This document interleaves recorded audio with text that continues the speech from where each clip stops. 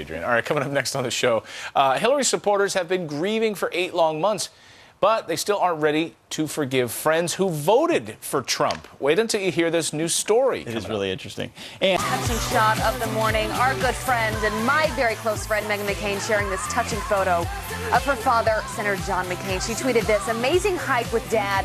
Thank you all for the best wishes. It just gives you chills seeing that. Yeah, I saw this yesterday, and I just stared at it for like 2 minutes. I couldn't believe, here he is after brain surgery this past week. They're sitting and hiking. The 80-year-old war veteran was diagnosed with glioblastoma, an aggressive form of brain cancer last week. Our thoughts and prayers with the McCains. She's very much her father's daughter. I mean, you see that there. And we know her well here, and she is a fighter, and she's someone that she will get through this. Her family will, and we know her dad is a fighter. We all know that. He is Meghan McCain is fantastic, but yeah, I've known Senator McCain for years. He's a good man. We fought together figuratively in politics for the Iraq surge, and he was one of the big leaders of that, and I ran a veterans organization that fought alongside him. He didn't know me from Adam.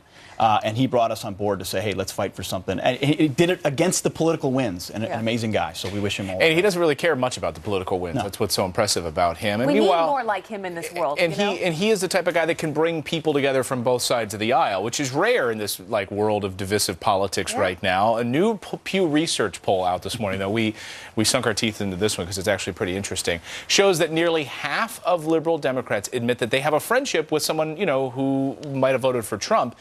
They now admit it would be incredibly difficult to continue to remain friends with that individual. 47% of liberals, they say that Trump's support would strain a relationship. You compare that to 13% of GOP voters who say a Hillary support would strain that friendship. Just put that in perspective for a minute, and you wonder. It's always easier when you win, though, isn't it? It is easier when you win, but I always say if you really want to talk rationally about politics today and why we are where we are, why President Trump won this election, you've got to have friends, you've got to have people that voted for President Trump to understand where they're coming from. And that's been so helpful for us as we travel the country and we speak to voters at diners, for example, because you get a much better sense of it. But you have a lot of people in the mainstream media, for example, that sit in their studios and never leave, or they go to dinner with their New York elite bubble friends, and they have no sense of what's going on in this country. Yeah, tell me who the real tolerant ones are in that equation. So I'll tolerate you if you agree with me only for 50% of the time. Whereas conservatives are saying, hey, I can be friends with a liberal. That's fine. It doesn't matter. You can tolerate my views. I'll tolerate yours. But for liberals, it's I'll tolerate you as long as you agree with me.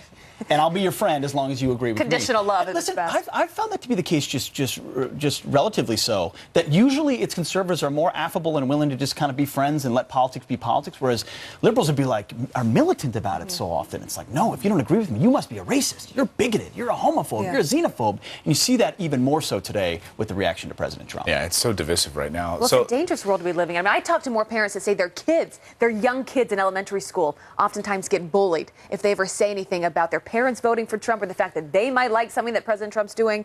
And so we want to ask you this morning, how do you feel about this? Do you think that this is, I don't even know the right question here. Should we be wanting to live in this type of world? Should we have more tolerance? Have you found this to be true? Yeah. Have you lost a liberal friend because they couldn't be friends with you anymore because you're a Trump supporter? We have, during the campaign, we definitely asked this question during the election, and there were a lot of people who wrote in, so I can't talk to my brother-in-law anymore. I can't talk to my friend across the street anymore. He had a Trump sign in his front yard, and I had a Hillary sign. We can't talk anymore. Or I had a Bernie Sanders sign. So let us know your thoughts on that, friends at FoxNews.com. It's tough for families. A lot of families out there. A lot of people that defriend them on Facebook, et cetera, et cetera. Yeah, so let us know your thoughts. We want to hear. We'll read them later on the show. But turning now to some